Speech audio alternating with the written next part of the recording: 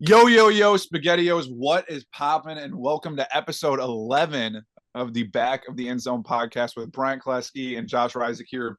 And it's funny because this week's episode, I'm rocking my Ohio State sweatshirt, obviously. But What we're else would I do? discussing the Wolverines, baby, Yeah, from Michigan, Ann Arbor. It's gonna be a lot of fun. We got David coming on from Crane and Company. He's one of the co-hosts. We had Jake on one of our first episodes. It was great to have him on. Now we get David on, who is a former Michigan quarterback. He played the quarterback at Michigan, and he's gone through the experience of Ann Arbor, the Big Ten, being a guy from Georgia. Um, it's gonna be fun to have him on. Then we're gonna do, and you know, at the end of the episode, we're going to do a little bit of fantasy football talk, kind of give you guys our predictions of who we think are sleepers going into this upcoming fantasy football season. now Because don't take our word. We're not Yeah, fantasy don't football take our word. But experts. Brian and I just recently had a draft with some friends from school, and we're in a 10 team draft, a 10-team league, and we just recently had our draft. And I'm projecting to win, baby. there was a very questionable number one overall pick. So I mean, yeah, Yeah, we'll go into a little bit of that. but his number one overall pick falls into my sleeper list. So It does, but so I mean, we'll get into all that, and so we're excited to have Dick bring on. on David. We're excited to have him on, man. It's gonna be exciting.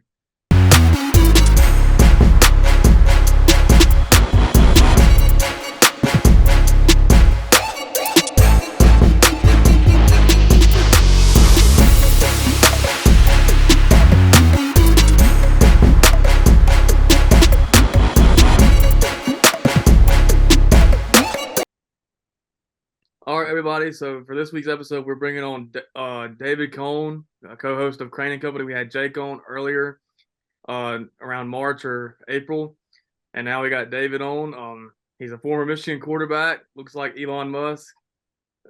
I can't say Thank you. enough nice things about him and like the Crane and Company people. I mean, I watch their show almost every day, and it's a pleasure to watch them and a pleasure to have you on.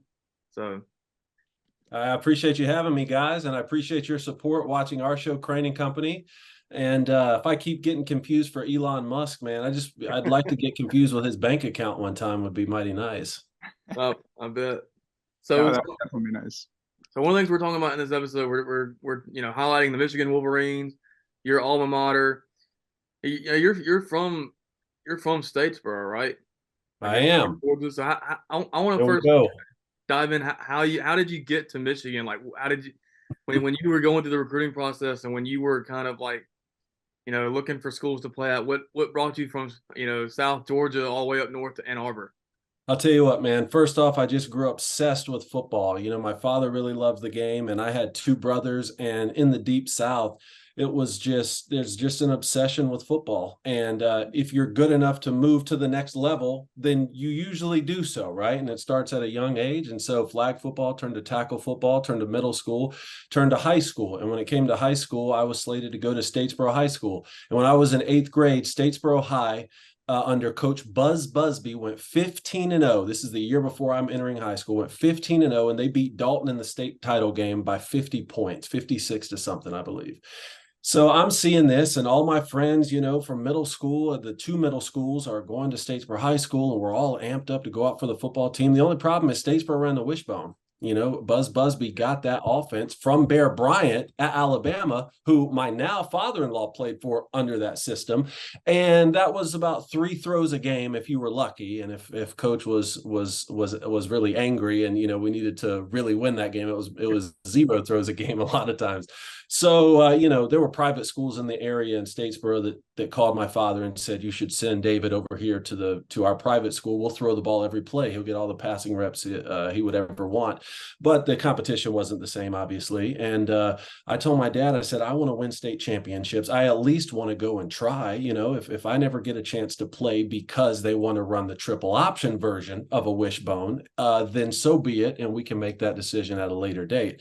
Well, it just so happened that I became the starting quarterback my sophomore year, mostly because Coach Busby said I wouldn't turn the football over. He wasn't, you know, I was 6'5" at that time, slow as I could be. They didn't need me to run the triple option. They said, make sure you call the play right, turn around, hand it to our 1,000-yard rushing backs, each back there in the wishbone, and don't ever fumble the football. And so I was able to get that job done my sophomore year. We went to the state championship when we weren't supposed to, and we lost to a Sean McVay-led team, now the coach of the Rams, in Marist.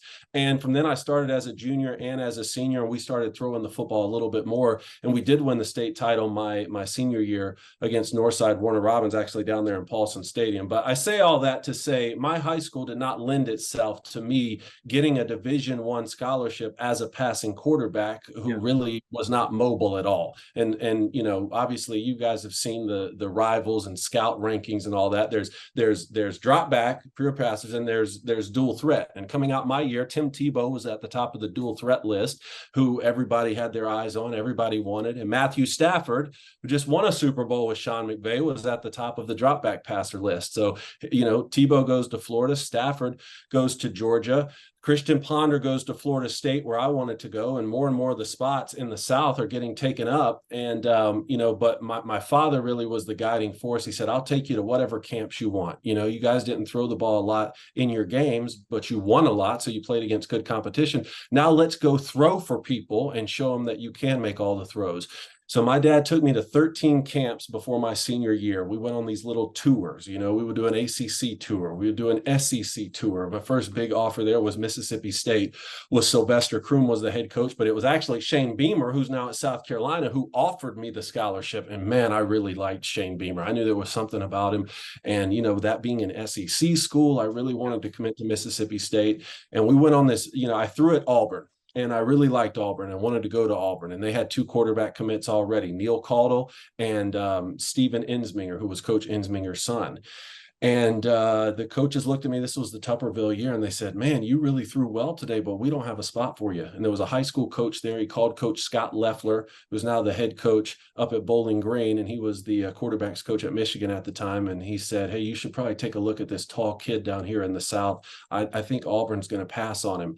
So Coach Leffler asked if my father would take me up to camp. We went on a Big Ten tour with Michigan, Wisconsin, and Purdue in that order, I believe. Might have been Michigan, Purdue, Wisconsin. Either way, I threw up there. Didn't throw nearly as well as I did at Louisville for Bobby Petrino or Auburn for Tommy Tupperville, but I threw well enough that Coach Carr asked me to stick around the next day, and he offered me a scholarship in the room where so many of the other coaches wanted to see my senior year.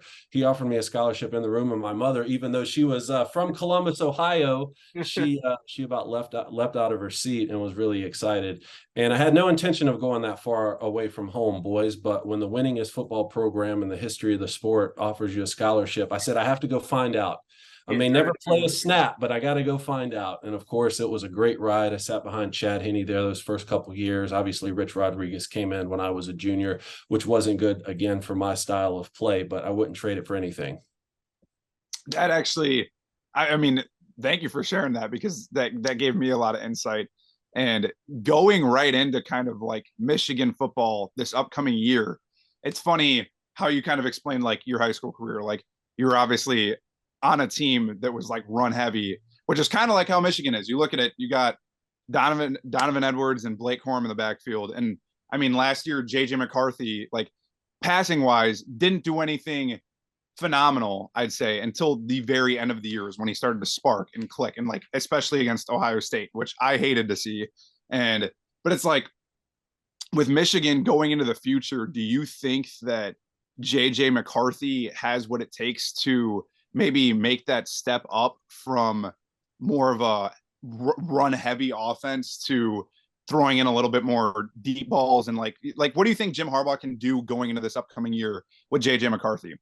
I think the greatest precedent, boys, is the University of Georgia these past 2 years. See, before these past two seasons, I may have said you're really onto something. And the greatest example of this is Nick Saban won all of those first titles by having the best defense in the country, a pretty decent quarterback, and then go get the biggest running back you can find, Derrick Henry, Mark Ingram, all these guys, hand them the ball. Let's control the clock, control the line of scrimmage. We'll play action when we have to, shotgun occasionally, and no one's going to score on us. So what does it matter? Well, that obviously changed here in the past half decade.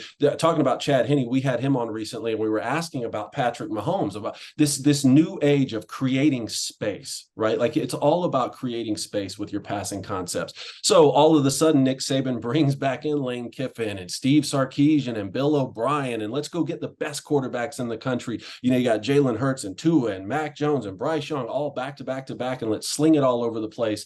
What Georgia now has been able to do is to say, well, we want to have the best defense and we want to be able to run the football really, really effectively, and then have a quarterback that can throw it a lot. See, like what people sleep on Stetson Bennett a lot, but the kid had a lot of gunslinger in him, and you don't win back-to-back national championships the way they did without being the complete package. And so I was so ready for a Georgia-Michigan matchup in the national championship this past season. And the way that Georgia just thoroughly just demolished TCU, there's no way even my biased opinion could think that Michigan was going to beat that Georgia team. It just wasn't going to happen. But I still would have liked to have seen it, because it was really proving that there is still a style of play in college football. There's still room for a top-notch physical defense and a run-first offense, but let's throw it enough. You're talking about the way that Jim Harbaugh has a run-first mentality compared to what we were doing at my high school. Not quite the same, because we were running every single play. There was no throwing. What I think Michigan has done well in this Harbaugh-led style offense is being able to control the game through the run. All right. Kind of like the Titans even do on the NFL level. But JJ McCarthy, to answer your question specifically, has proven he can get us out of trouble with his playmaking ability, being mobile, and through the play action game, and then even shotgun and drop back pass when we need him to. So I don't know exactly what's going to happen here. I think our OC Hamilton the year before last was trying to do maybe a little bit too much. I understand that people were trying to catch up to, hey, let's create all this spacing and making sure that we're always going 5 wide and doing some of this stuff that Urban Meyer was doing when he was at Florida, and then when he was beating the Wolverines so consistently. But like I said, if Georgia has proven that you can run the ball first and win in the trenches, then Michigan can do that too. You just have to get the best guys. And I think that this is the best roster that has returned for Jim Harbaugh. JJ McCarthy showed, real brilliance last year. Like he took a step up from that season before when he was coming in for Cade McNamara a lot. Yeah. He has to do it again, right? If JJ McCarthy is as good this season as he was last season, Michigan won't win the national championship. He has to get better. And then on top of that, you return Donovan Edwards and Blake Corum. Then on top of that, you return some of the offensive line and fill in the gaps where on the offensive line that you're missing. With that, if the defense can prove to reload, especially at the edge positions, like it seems Jim Harbaugh has been able to do every single season, then I don't understand why Michigan can't beat Ohio for the third straight year, win the conference for the third straight year, make the playoff for the third straight year, and maybe, just maybe, boys, go get the big one. And I hope not. And that leads me kind of like, and you talking about the run heavy. It seems like, going back to Nick Saban, it's like he's trying to go back to that now that he's seen Georgia have success 2 years in a row with it. He's bringing in Tommy Rees and bringing in, the quarterback situation is what it is. But if either guy, whether it's Jalen Milroe, Tyler Buckner, or Ty Simpson can, do what J.J. McCarthy and Stetson Bennett have done, they can just play good enough. But that leads me into my next question about Jim Harbaugh. It took him a few years to really get it going at Michigan, and every year there was this, question of whether or not he'd stay at Michigan or he'd go to the league. But now it seems like, they have momentum. He's proven that he can beat Ohio State. He's proven that he can win the Big Ten and make the playoffs. And now, to me, it just seems like as long as he stays at Michigan, it seems like to me like as long as he stays at Michigan, they're on this upward trend for for a lot more than just the Big Ten and beating Ohio State each year. I've seen Michigan grow since Harbaugh first got there. I remember, in the 2020 year, they didn't have a great year at all, and then the next couple of years you make the playoff. And so, do you think there's a lot of momentum going into the season from having beaten Ohio State 2 years in a row and potentially a third year? Do you think there's a lot of momentum created and it's something that can stick for a long time with Jim Harbaugh? Yeah, absolutely. Look, I think on the Buckeye question, it just proves how great of a coach Urban Meyer is. I mean, let's just be honest about it. The guy can just flat out coach college football. I don't know what happened down there with the Jacksonville Jaguars and the toxicity reports that are coming out of there. Yeah. We've seen it, guys. How many times have we seen it? Steve Spurrier went to the NFL. Nick Saban went to the NFL. Now, in all fairness, Nick Saban went 500 against Bill Belichick. I think he would have had success, and he was trying to bring in Drew Brees from the Chargers and the Dolphins. They didn't clear him, all that kind of stuff. But either way, I say all that to say some guys are college coaches, right? And some guys are NFL coaches. So Urban Meyer clearly had his finger on the pulse of college football, and Jim Harbaugh just couldn't crack that code, I'm sad to say. And I think if Urban Meyer stays in Columbus, Jim Harbaugh's story may be a little bit different because Harbaugh was beating the teams he was supposed to beat. I mean, let's break it down here in the different tiers. He's beaten the teams he's supposed to beat, except for Michigan State, okay, which those losses are as frustrating to Michigan fans even more than losing to the Buckeyes sometimes, because some of those teams, Michigan was better than Michigan State, and losing to them, the in-state rival, just has proven over the last decade and a half, really since my old teammate Mike Hart's comments, Michigan State has wanted the win in that rivalry a little bit more. The Buckeyes have just put together better rosters, and we were getting outcoached, and that's what was so frustrating. Now, 2 years in a row with Ryan Day and with CJ Stroud, who just went number 2 overall, for the Wolverines to be able to crack that code, including one on the road, like, of course, there's got to be confidence, right? Because, and here's what I said before the 2021 game, when Michigan was just, 10 in a row, something like that, they lost. I said, everything you want goes through Ohio because you're in the same division now. So if you don't beat the Buckeyes, you can't win the division. If you don't win the division, you can't play in the conference title. If you don't play there, you can't win the conference. And if you don't win the conference, you really can't go to the college football playoff. So forget a national championship. Well, what happens after the first time they beat Ohio? All the other dominoes fall. What happens the second time? All the other dominoes fall, which leads me to the third tier with Jim Harbaugh, which is December and January in the postseason. Was he 1-5 now? 1-6, a couple of those postseason games I've been at. I was at the Peach Bowl when they lost to Florida. I was down there weeks after getting married when they lost to Alabama with my wife. So I had to hear about that one. I was down there in that game too. You were down there in that one? Was that in Orlando? The Citrus Bowl, yep. Yeah. And now back to back in the playoffs. So that first year you weren't beating Georgia, right? That Kirby Smart had those boys dialed in. They were going to go play a rematch with Alabama and nothing was going to stop it. But TCU this past season, calling a reverse down at the goal line, a couple plays here and there, and TCU just comes out and beats you. So that's the next code to crack. There's no time to go backwards right now for Michigan, especially not with this roster. Yeah. Look, you can't win it every year, right? You can't win it every year. But sometimes when you're favored and you have the best roster coming back, and Ohio doesn't return a quarterback, Alabama doesn't return a quarterback, Georgia doesn't return a quarterback, Tennessee doesn't return a quarterback, you got to go win it, and let's go see what happens now. And, Jim Harbaugh, this is going to my next question about Jim Harbaugh. And even after this year, there were questions about whether or not he was going to make his return to the NFL.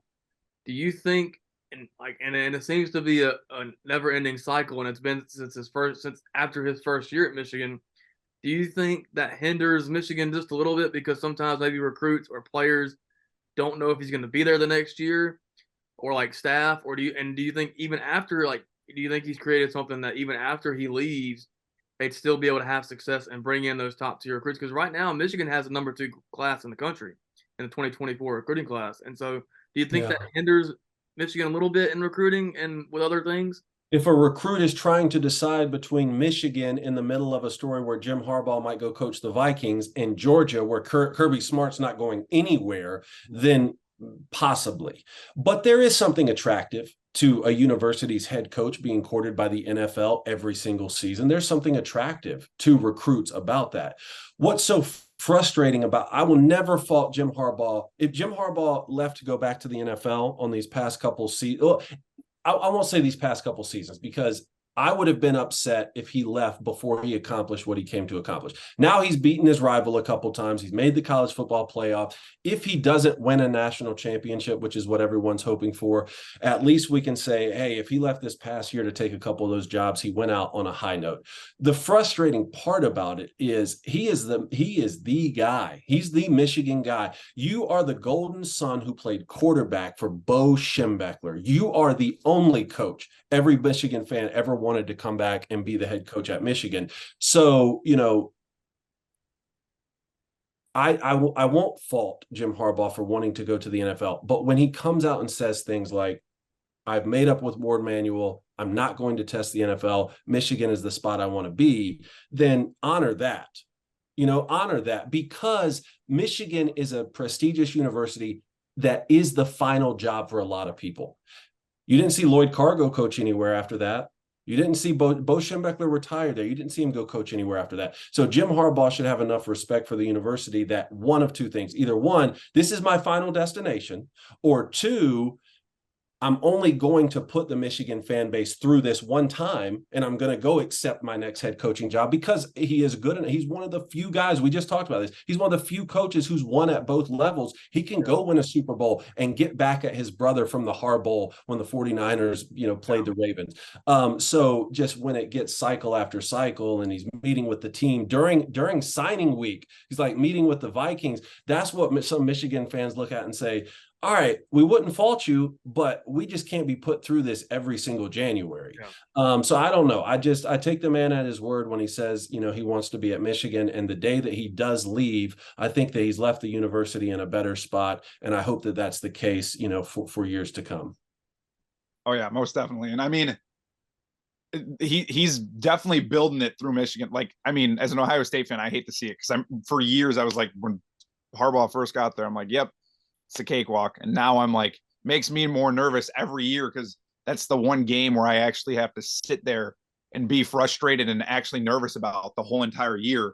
But that's good. That's good. It is good. And if you weren't frustrated, if Michigan was terrible, I talked about this with Kirk Herbstreit a lot when we've worked together on several occasions. He would come out, he would say this same thing to me. He's like, I want Michigan to be good because that means the rivalry remains the best rivalry in sports. Exactly. If Michigan is just a cakewalk every year and you don't get those feelings every Thanksgiving like I do, then the game has become meaningless. Yeah, 100%. That's the way I am with being a Bama fan.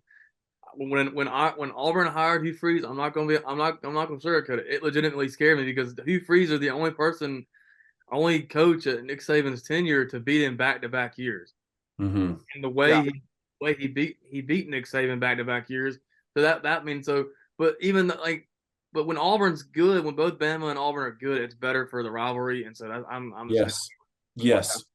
No, 100%. But I mean, looking at the rivalries and kind of Michigan's upcoming schedule, I mean, as an Ohio State fan, it's a tough schedule. Looking at Michigan goes to Penn State, plays at Beaver Stadium.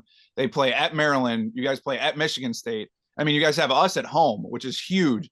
But for Michigan going into this upcoming year, I think the one thing I'm most nervous about if I were you guys is, there really is nothing to be nervous about. You guys just went back-to-back Big Ten championships. But I think this year is the year where you guys really have to lay it down again and do it again. And I know you agree with that too, but heading to Penn State, and it's really at the end of the season, the last 5-6 weeks are at Michigan State, at Penn State. Do you think that it's going to be even more difficult for Harbaugh, because a lot of people always crap on Michigan saying, oh, they have horrible non-con games the first 2-3 games of the year. And I crap on it too every once in a while. I laugh, but I can't really say anything because Ohio State does the same thing with in-state rivalries, playing teams like Toledo or Youngstown State, stuff like that. But do you think, after this upcoming year in the 2024 season, when USC and UCLA come into the mix, do you think it's going to be a little bit more difficult for Michigan to kind of navigate their way through the other side of the conference, going into the West side, playing teams like USC and UCLA, do you think it's going to be more difficult for Harbaugh with that kind of adjustment, or? Well, I hope UCLA and USC come in ready to play football. I want a tougher schedule. Every week I want to see Michigan going up against the best teams, because for the last 10 years, I've had to watch Alabama say, you know what? We're just going to be better than you. We don't care. Schedule Florida State week 1, schedule Texas week 1, schedule Michigan week 1. We're going to go beat all of you and possibly knock out your starting quarterback in the first week so that you can't even finish the season. That part of it's not intentional, but I was at the Florida State Alabama game week 1 in Mercedes-Benz. And then we saw the same thing with Quinn Ewers, Texas, this past year. It's like, I've seen the best teams in the country say, we don't care. We want to play the best every single week, and we want to come beat you, and we're going to win the national title. So I want to see the same thing from Michigan. The non-conference schedule, I haven't been thrilled with. Now, these past 2 seasons, my thought process has been, look, whatever it takes, like the Big Ten is tough enough that I'm not going to sit here and complain about the non-conference, because we haven't even gotten to the promised land. Okay. But these last 2 seasons, now that we've gotten to the college football playoff, I'm thinking, you know what? Michigan, I want to be a part of a institution and a program that's not afraid to play anyone. So who cares if we have to go play USC? That's fantastic. We usually have to play them in the Rose Bowl. We go to Penn State this year. Perfect. It's the best atmosphere in college football, or at least the best atmosphere that I ever been to. And I got to go to 2 of those at Penn State. It's absolutely incredible. You have to go win the football games. Yeah, no, 100%. And this brings me to my last question. Next year when USC and UCLA do come in, it'll be a whole different landscape. 12-team playoff, conference realignment, which it's the off season now. Like, a lot more things could happen with both the SEC and Big Ten, because it seems like those are really the 2 big fishes as far as conference realignment goes. But we said the same thing, because we had Big Game Boomer on a couple weeks ago, and we asked him the same thing about Oklahoma, coming into the SEC. It does seem like with more competition coming in, that the 12-team playoff does make it a little bit easier from a scheduling standpoint for all these teams that play in these tough conferences like the Big Ten, like the SEC. They don't have to go undefeated. Michigan or Ohio State won't have to go, or even USC won't have to go undefeated in the Big Ten to make the college football playoff, because they won't have, you have more opportunity. Same thing with the SEC, Bama, Georgia. Any SEC team won't have to go undefeated. And do you think that that's a huge relief? Well, you don't have to go undefeated now, but you really can't lose 2. So I'll accept your point on that. The flip side of the argument, of course, from people is, well, college football is the only sport where week 1 matters. Yeah. Like, who cares about the very first game of Major League Baseball season, or even the NFL season, right? College football, you have to, like this FSU LSU week 1 matchup that's going to be in Florida, like that matters. And that's a good thing, right? But at the same time, yes, I don't think I don't want teams to start scheduling weaker opponents so that they can make sure they don't lose 2 games. And I don't want to see Georgia's schedule this year. Now, in all fairness, Georgia was supposed to play Oklahoma, and then Michigan's schedule last year, in all fairness to them, they were supposed to be playing UCLA, but they sub them out with like a Hawaii or whoever Georgia has subbed Oklahoma with last minute. You don't have a lot of options. So Georgia's schedule this year is very weak, kind of like Michigan's and what you were talking about with the Buckeyes. I want to see, Ohio, you guys open with Notre Dame, or is that week 2? That's week 2. We open with Indiana. Either way, you play Notre Dame in the first 2 weeks to complete that home and home. I love it. It's fantastic. I want to see more of that. And conferences aren't going to have any choice as they start to expand here. You bring USC and UCLA into the Big Ten, you got to play those teams. You bring Texas and Oklahoma, and you have to play those teams. So I want to see them play the best. 12-team playoff. I thought 8 would have been a good number, but 12, we had Tim Brando on recently, and he said, don't be surprised, because the first couple of years of I believe it's 2 seasons of the 12-team playoff happened before the new contract gets signed. Don't be surprised at all if you see a 16-team playoff immediately upon that new contract. So basically 2 years of a 12-team and then go to 16. And his reasoning made a lot of sense, because right now with 12, you have a first week bye. You have the bye, and you have teams sitting at home. Well, you still have games that week because the other teams have to play. Why not go ahead and move it to 16? All right. And then those teams that got the first round bye have to now play games, but they get home field advantage, in which case everyone involved makes more money and you get more teams in.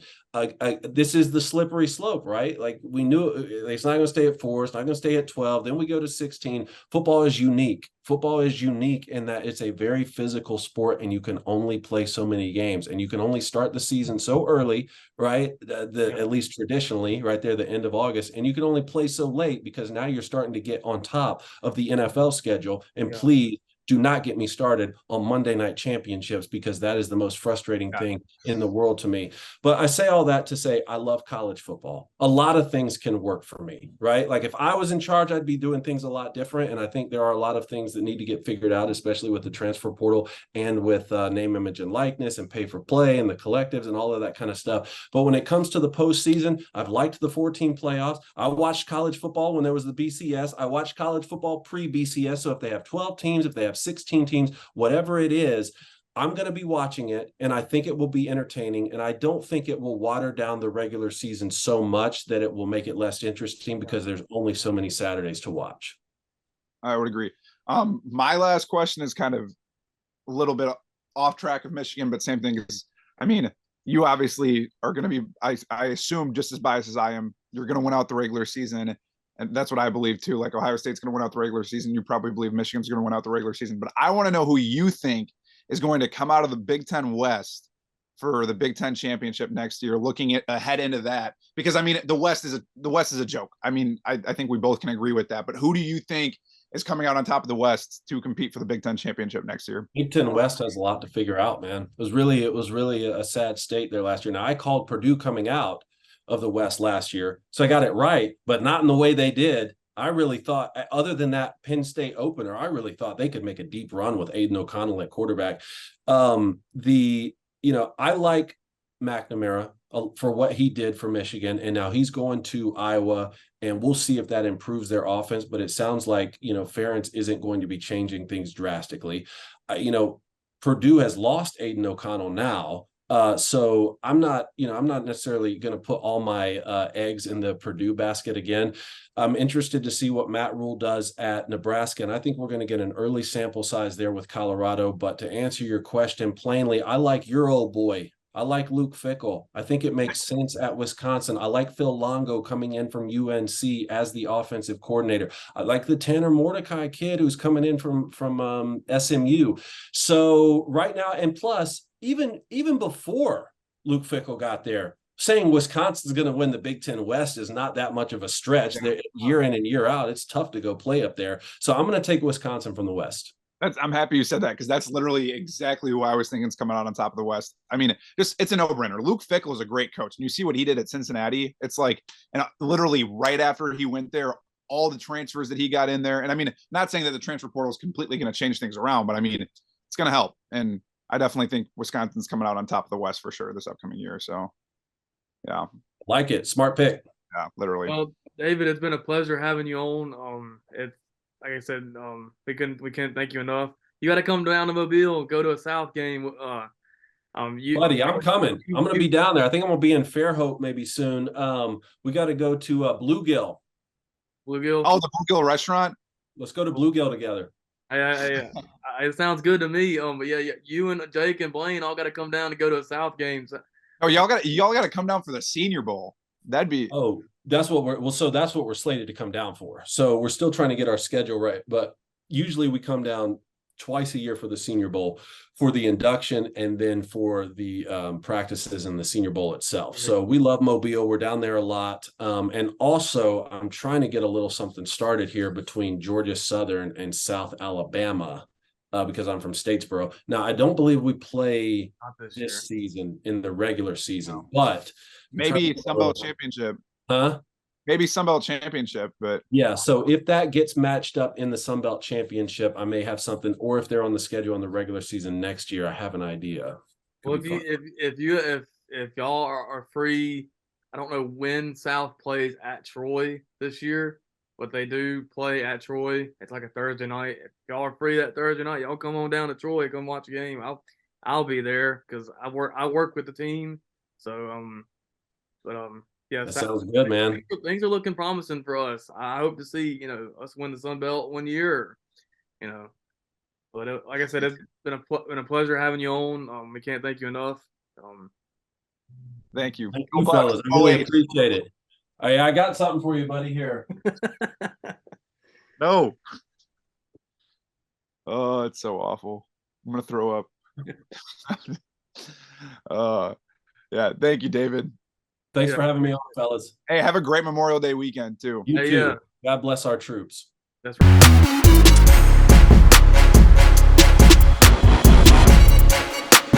Thank you again to David for coming on. We enjoyed that so much, and we hope that y'all enjoyed it as much as we did, because I mean, when you can have a guy that played quarterback at Michigan and we have him on to talk Michigan football, like there's nothing better than that. And as an Ohio State fan, it would have been really biased if you guys listened to me talk about Michigan the whole entire episode. That would have sucked. That would have sucked.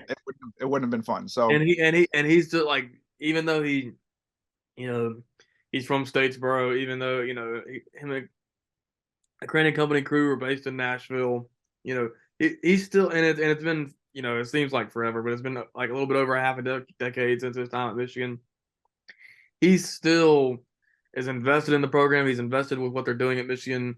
I've said it last week. I think Michigan is going to three-peat this year in the Big Ten, beating Buckeyes. That's just my opinion. So I mean, me and David are right there with that. But I do think there is still a lot to be left on the table for both Michigan and Ohio State. I mean, since Urban Meyer won in 2014 or 2015, they haven't done it since. And Michigan hasn't won it since 98, 97. I mean, so still a lot to be left on the table, and that's going to be the two teams at the end for the Big Ten East, and for the Big Ten probably in general. I mean, when you asked who when you asked him who thinks coming out of Big Ten for a second there, and that's just because I don't know the Big Ten as much as you. I almost said Maryland, but I was like, oh, Maryland's in the Big Ten East.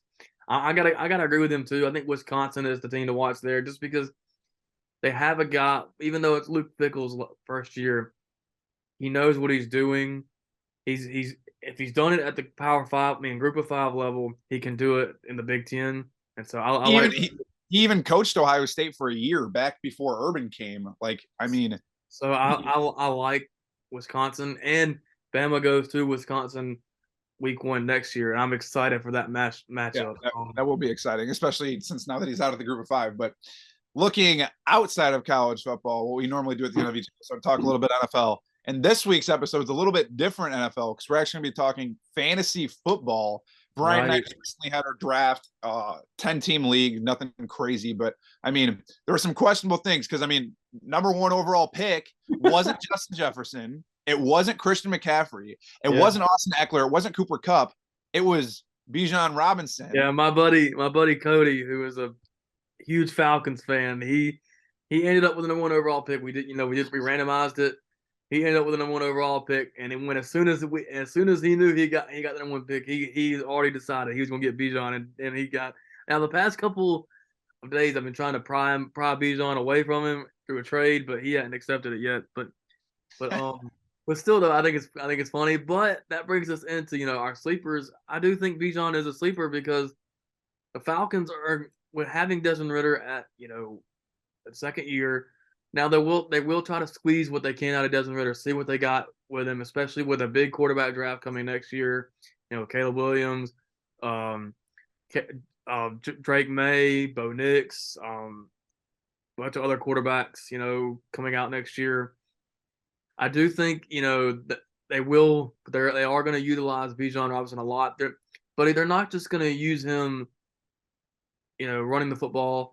Bijan's a guy who can do it all. I think they're going to use him similar to, like, I'm not going to compare him to Alvin Kamara because he's not Alvin Kamara, like, and he doesn't have that play style of Alvin Kamara. But with the Falcons, they're going to use Bijan kind of like the Jaguars do with Travis Etienne. They use him some in the slot, or they'll use him in the backfield, catching out of the backfield. They'll use him all over the place, and I do think Bijan is a sleeper there because. Now, I don't think he's number 1 pick overall worthy. That was just Cody being biased. But But I mean, he's still. I mean, and when we were getting ready to draft, he was number 6 overall on the top players list. Like, Yeah, I mean, he and was as already a up rookie, there. You know he's going to get those snaps. It's already a given. Playing in Atlanta, like he is going to get the ball a lot. you don't take Like, that. You don't take a running back overall, 8th overall, and not base your offense around him. And even though the Falcons have Kyle Pitts and they have Drake London, Bijan is a rookie still, so he will still have a lot to learn, I'm sure. But he's gonna come out swinging right out of the gate, and so I think that's one of my sleepers is Bijan. Still questionable, to take him number 1 overall, but so for me, I think my fantasy sleeper at running back, if I had to pick, honestly, the one guy I'd probably say would be Jerick McKinnon for the Chiefs. And I know that's a stretch because that's an offense that has technically three running backs if you're counting Clyde Edwards-Helaire and Isaiah Pacheco. But I think Jerick McKinnon, literally last year in fantasy, at the end of the year, the last 6-7 games, he was putting up over 20, 30 points a game. Yeah. And in the playoff run, Jerick McKinnon was still playing really good. I mean, that's somebody who I'm pretty sure he may have gone undrafted in our league with 10 guys. I mean, he's definitely Jerick McKinnon's definitely a guy that's going to get drafted in a bigger fantasy style league. If you have 12, 14 teams, he's going to get drafted regardless. But if you need a running back and it's late rounds, like 8th, 9th, 10th round, take Jerick McKinnon because he's a guy that is going, like, I think he's a guy that even though he's in a 3 running back offense, he is still going to get a lot of reps, still get a lot of playing time, and still run the ball like crazy. Another running back sleeper, and this is kind of like an honorable mention for me when it comes to our sleepers. We're doing top 5, but I'm gonna do a little bit honorable mention. I like, and he's on my team, and that's not me being biased because he had a strong year last year as a rookie. Dameon Pierce for the Texans. No, I agree Bringing with that. a rookie quarterback, the situation that they have there in Houston, D'Amico Ryan's coming in, not the best. Houston hasn't been the best football team since Bill O'Brien and Deshaun Watson left. They have C.J. Stroud coming in, and they're going to run the football a lot, I believe, because Dameon Pierce did come on strong last year. He was putting up. I remember in our fantasy league last year, and I know you weren't in it last year, but Dameon Pierce was putting up 20, 30 points a game, kind of like Jerick McKinnon, and I remember, I remember him against. I remember him against the Eagles last year. Eagles in prime time. Yeah. Literally, he was running all over them. And I'm watching that game, and I'm like, oh my gosh, like the Eagles were undefeated at the time. It was still towards the beginning. I think it was closer to midway, halfway through the season. But Dameon Pierce alone was like giving the Eagles defense last year a run for their money. And he's a great running back. He is. And the Texans are going to use him a lot because of the rookie quarterback, and C.J. Stroud's a great quarterback. I think he's going to be great with the Texans. But I do think they're going to use Dameon Pierce a lot to get, like normal teams do. They'll use other, they'll utilize their other weapons early in the quarterback's career, and it works out. So I mean, I like, as an honorable mention, I like Dameon Pierce. That's why I picked him is because I knew that would be the situation the Texans would be in.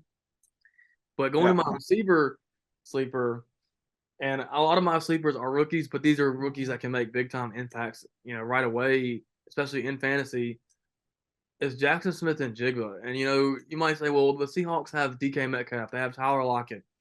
Yes, but there was not that time ago there was not that long ago when they had Percy Harvin. They had, what was his name? Javon Curse. No, his last name was Curse, and they had Doug Baldwin, and they had Golden Tate. All those guys had one thing in common, and they played the slot. And they were huge impact guys in the slot, and they were sleepers in fantasy. I remember having Doug Baldwin a couple times on my fantasy team, or I remember having I didn't play fantasy football in Percy Harvin days, but I remember having some of those Seahawks receivers that played the slot. And Pete Carroll came out and said that they're going to use him in the slot a lot. And the Seahawks, they really like the slot wide receivers, and so now they got a guy that can play the true slot and eventually become a number 1 because eventually, you already seen it. They've already paid DK Metcalf. Eventually, they're gonna have to pay Tyler Lockett. And then they're gonna eventually have to pay, Jackson Smith and Jigba. But they have them for 4 years and additional 5th, under a rookie contract. So I think they'll use him a lot. And Jackson Smith and Jigba was the number 1 receiver in this draft for me. So I like him as a receiver sleeper because it's mainly of the way the Seahawks use slot receivers. Yeah. For me, my receiver sleeper is a former teammate of Jackson Smith-Njigba, Chris Olave. And I'm going with Chris Olave because last year he had a phenomenal rookie year. If Garrett Wilson didn't win Offensive Rookie of the Year, there was a chance that Chris Olave could have won Offensive Rookie of the Year as well. They both had phenomenal rookie years, both had over 1,000 receiving yards in their first years.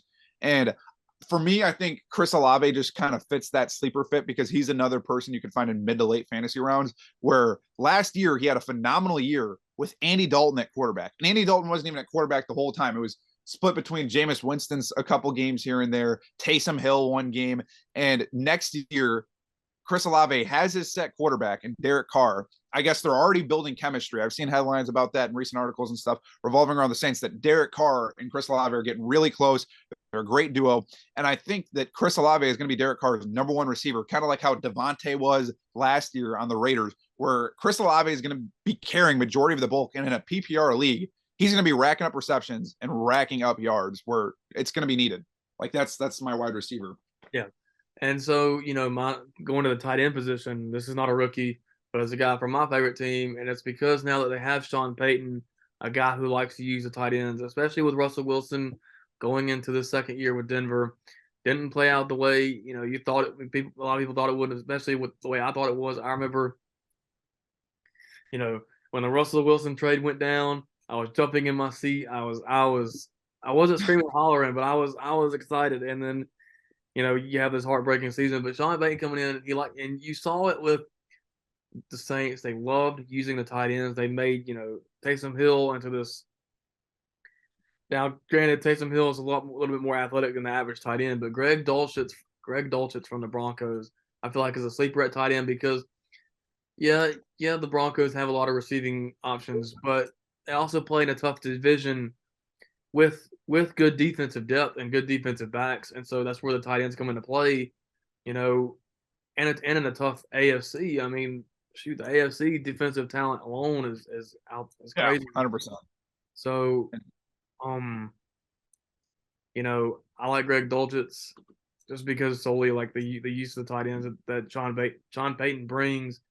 I was gonna say Kyle Pitts, but like Kyle Pitts last year, so I mean it was kind of like, and you don't really know what Kyle Pitts is gonna do this year. So I'm going with Greg Dulcich from the Broncos as my tight end. Yeah, I mean, and he's a great pick too for especially a sleeper when you're in a bigger fantasy league when you're pushing 12, 14 teams. Like that's someone that's going to be available.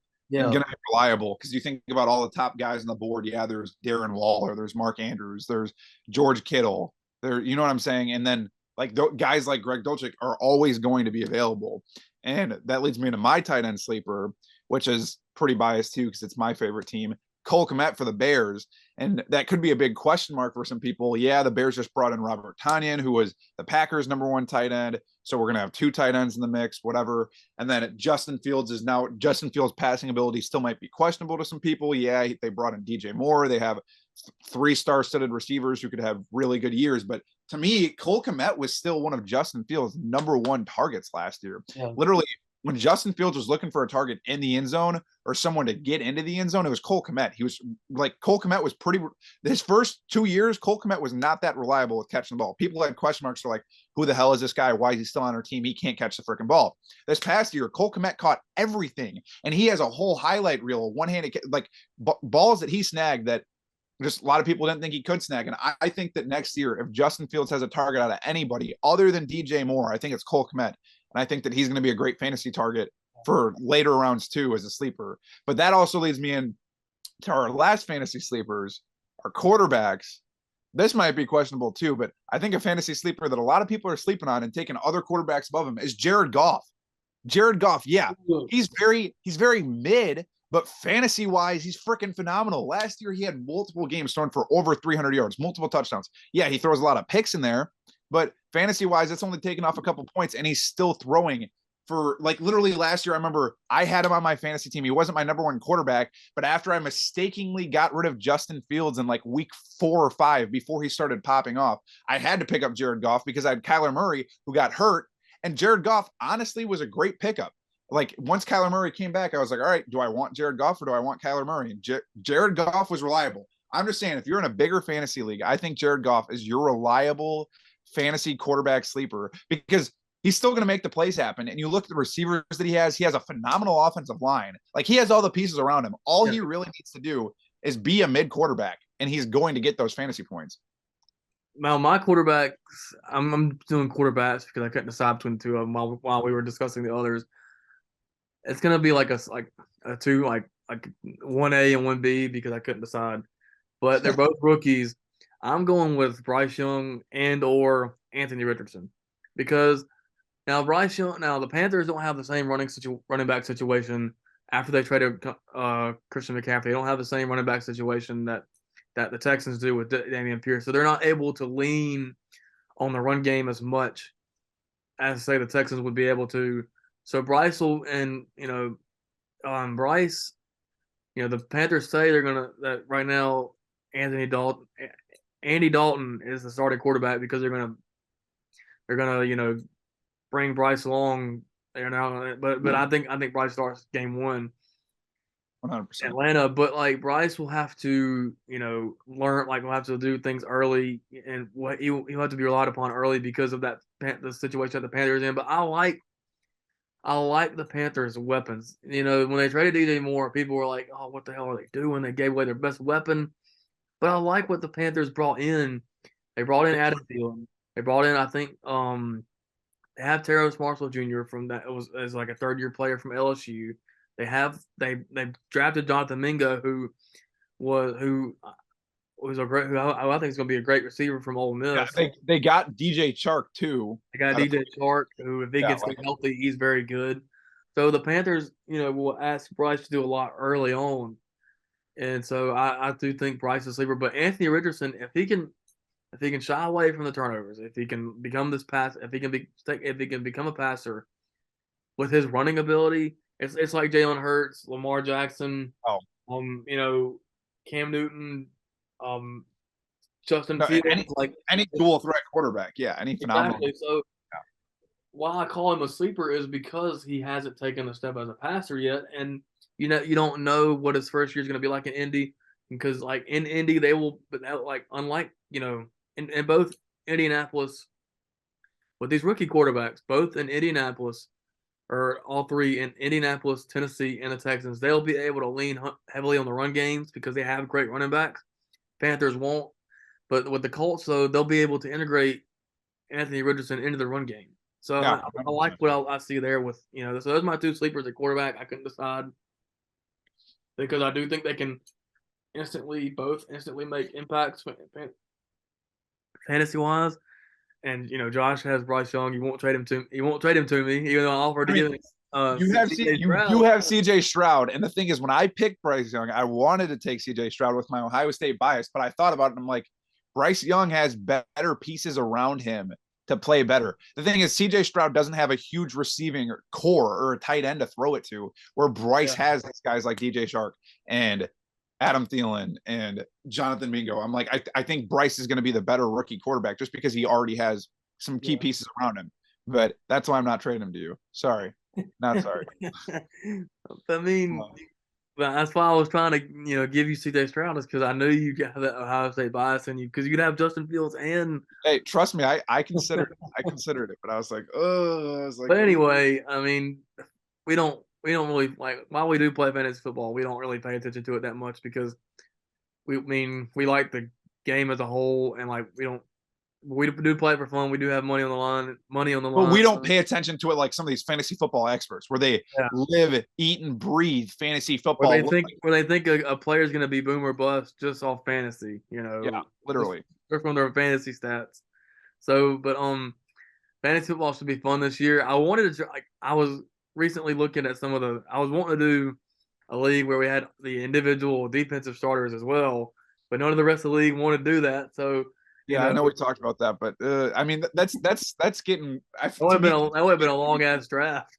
I'm a traditionalist, so I want just typical PPR regular settings for everything. But I mean, yeah, it'll be a fun year for sure. I mean, if we could have drafted, maybe David Cohn will get picked up, and he'll be a fantasy sleeper too for quarterback. And maybe David Cohn will be in the new NCAA football game next year. That would be cool. That would be. That would be. But heck yeah. Well, this week's episode 11, was a blast. super fun having David Cohn on. Fun sharing a little bit of our crappy insights on fantasy football that nobody's going to listen to and nobody's going to appreciate. But you should listen to it because it's actually we actually had some good insight on fantasy football. So if you're thinking about who to draft one of those guys. If you're thinking about picking who to win in our fantasy league, it's going to be me. I'm projected. It's going to be me because I got Jay Jettis with the 3rd overall pick. Somehow he fell to me. Thank God. But I got Hill and Devontae Adams at wide receiver. So, well, I got AJ Brown too. So, but that's with me. This episode has been crazy fun. Probably one of the best episodes we've had. Having David on. Talking Michigan, talking college football. We're gonna try to get some more guests on for you this summer. And we'll see y'all next week, man. Heck yeah! Thank you for tuning in. Weekend. This is Back the End Zone podcast. We out.